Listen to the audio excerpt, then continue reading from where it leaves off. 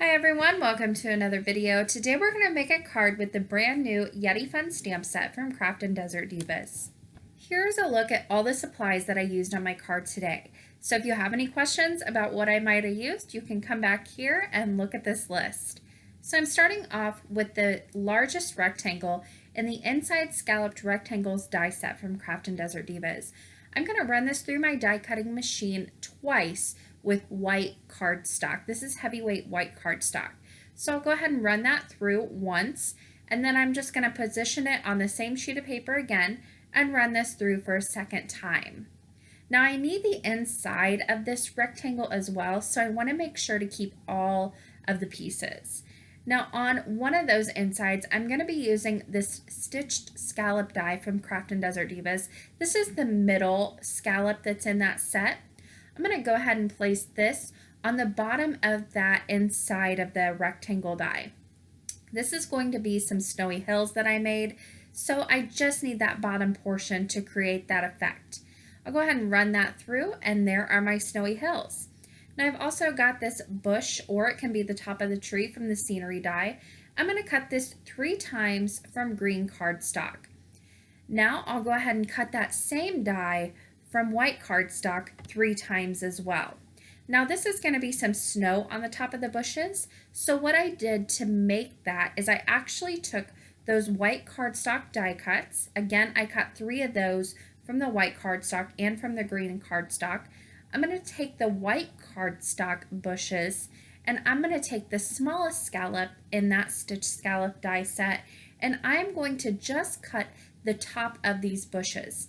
This is going to create kind of a little snowy border along the top of those that I can overlay onto the green die cuts that's going to make kind of like a snowy effect. So I've just positioned that scallop on the bush die, run that through my die cutting machine, and there I've got that snowy border for the top of those, which is just adorable. I love the way these turned out. Now these are from the scenery die set, like I said, and from that same die set, I'm going to pull out these little dots that are actually meant for the mushrooms in that die set. There's 3 of the whole little dots or spots. Then there's kind of half spots as well. I want the whole one, so I grabbed those 3, die cut those three times from red cardstock. Now I've got some brown cardstock. I'm going to cut the base of the tree die and also the stump. I'll die cut that from brown cardstock, and then I've got the top of that stump that needs cut as well to overlay and make it look a little bit more realistic. I die cut it from some brown cardstock as well. Now before I do anything more, I want to go ahead and create my sky background. So I've got my second inside of that rectangle die cut. This is the one I didn't cut at all. I'm going to overlay the Snow Flurries stencil from Craftin Desert Divas, and I am going to go ahead and heat emboss through this. So I went ahead and prepped my cardstock with my embossing bag. I've got my Versamark ink, and I'm going to smush this through the stencil. I want to make sure I push really hard here because I do want to make sure that that ink gets through these stencils. Once I have that pushed through though, I'm going to go ahead and pour on some clear embossing powder.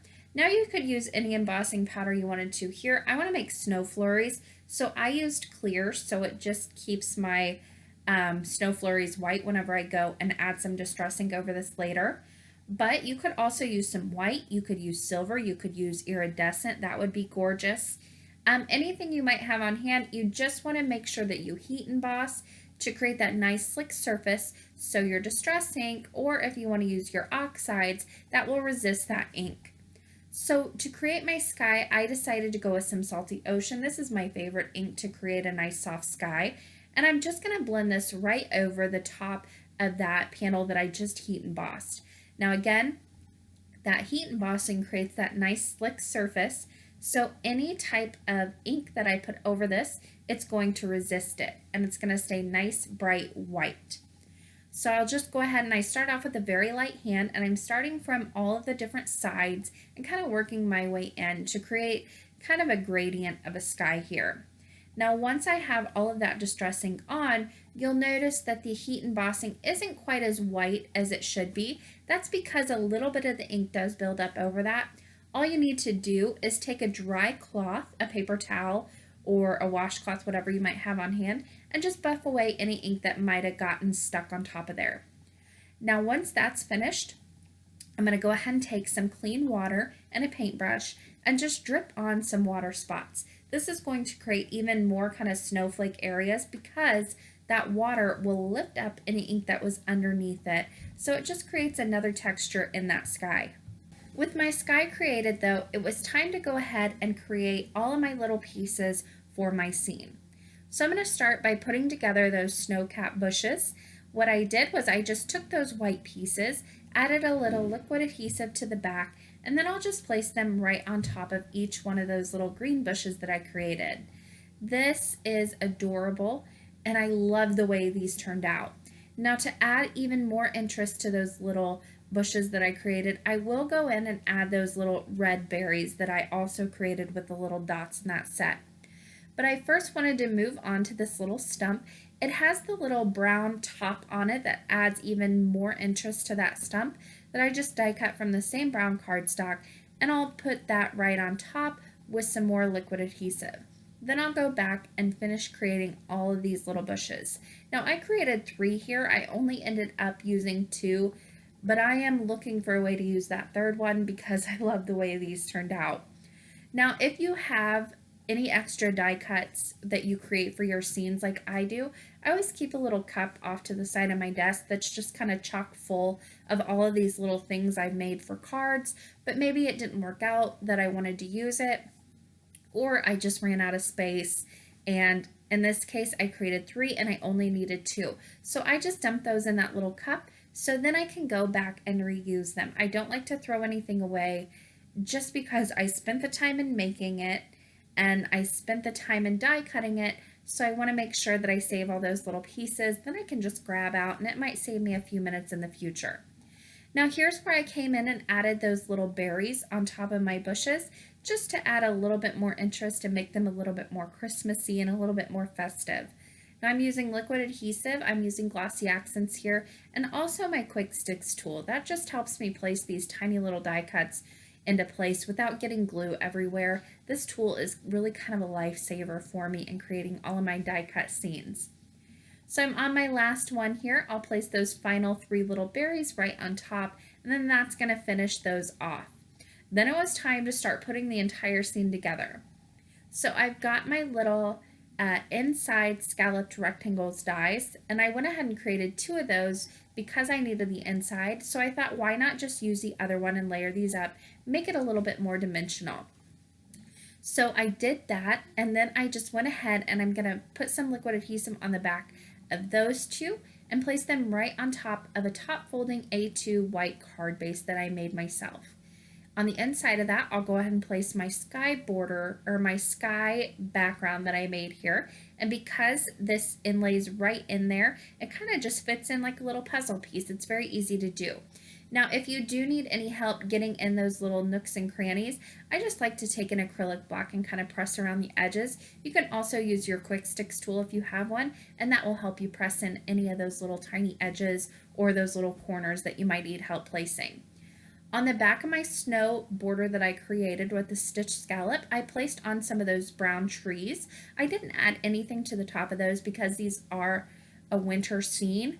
I wanted those trees to be nice and bare, so I left them just as is, attached to the back, and then placed that snow border right on top of my sky background. Now here's where I came in and added those 2 little bushes that I made. I placed those right in the center where the little snow hills kind of dipped in, and I really wanted to use that 3rd one. I tried my best, but I just couldn't fit it in this scene. It had enough going on, so I'll use it on another card. I placed the stump in the bottom left hand corner, and then I had these little Yeti images that I colored up from the Yeti Fun stamp set, and I'm going to place these in the scene now. Now if you want to watch me color these, you will find my coloring for these guys over on my Instagram account. That will be in the description box below.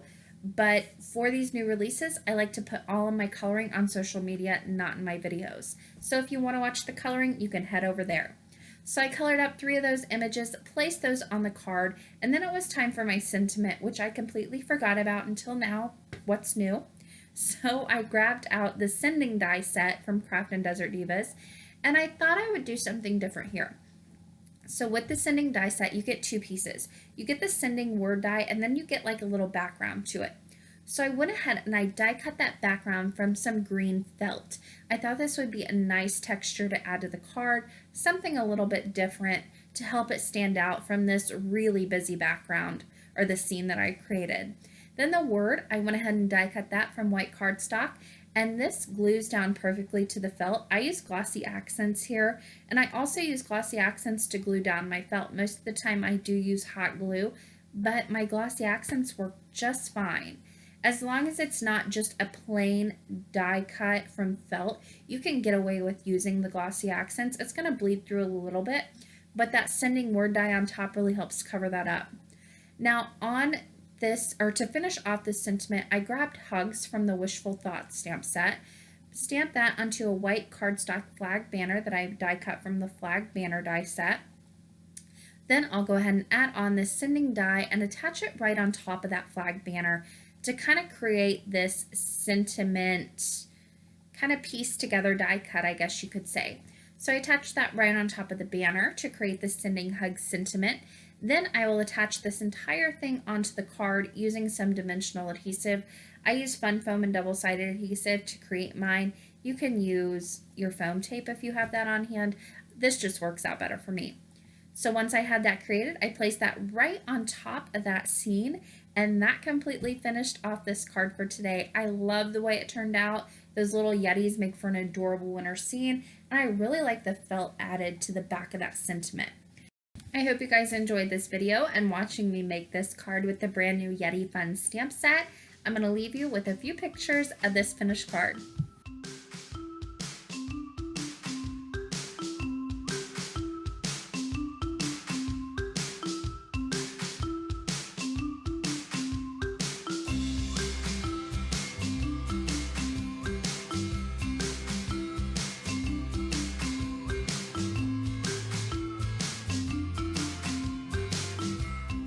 On the left side of your screen, you'll see a few different links you can click on. The top will take you to a video of mine you might enjoy watching next. The bottom left will take you to the blog post for this card, where you'll find all the Craftin Desert Divas links to the supplies that I used today. And the bottom right will subscribe you to my channel if you aren't already. Thanks for watching and happy crafting!